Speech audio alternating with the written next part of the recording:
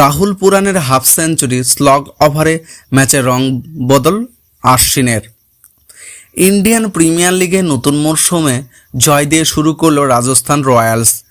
ব্যাটিংয়ের পর দুর্দান্ত ক্যাপ্টেন্সি সঞ্জু স্যামসংয়ের বোলিং পরিবর্তনে নজরও কাড়লেন। সার্বিকভাবেই প্রথম ম্যাচেই হিট ক্যাপ্টেন সঞ্জু স্যামসং। ঘরের মাঠে লখনৌ সুপার জায়ান্টকে 20 রানে হারালো তারা। লখনৌ সুপার জায়ান্ট ক্যাপ্টেন এবং ভাইস ক্যাপ্টেন দুর্দান্ত ইনিংস খেলেন, ম্যাচ জেতার জন্য তা যথেষ্ট ছিল না। প্রথমে ব্যাট করে রাজস্থান রয়্যালস ঘরের মাঠে লখনৌকে 194 রানের টার্গেট দিয়েছিল রাজস্থান। সেই জন্য ক্যাপ্টেন সঞ্জু স্যামসং 52 বলে 82 রান। তাকে যোগ্য সঙ্গ দেন রিয়ান পরাগ। 29 বলে 43 রান করে শেষ দিকে ধ্রুব জুয়েল 12 বলে 20 রানের কামিওর ইনিংস খেলেন। লখনৌ বোলারদের মধ্যে সবচেয়ে সফল কুনাল পান্ডিয়া কোনো উইকেট না নিলেও 4 ওভারে মাত্র 19 রান দেন সিনিয়র পান্ডিয়া। রান তারাই দারুণ জায়গাতে ছিল লখনৌ সুপার জায়ান্টসের। বিশেষ করে বলতে হয় ক্যাপ্টেন লোকেশ রাহুলের কথা।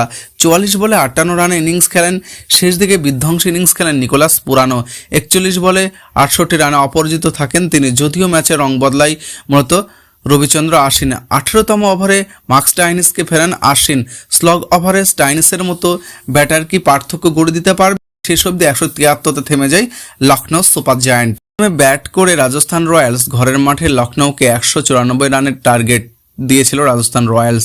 সেই জন্য ক্যাপ্টেন সঞ্জু স্যামসং 52 বলে 82 রান করেন, তাকে যোগ্য সঙ্গ দেন রিয়ান পরাগ।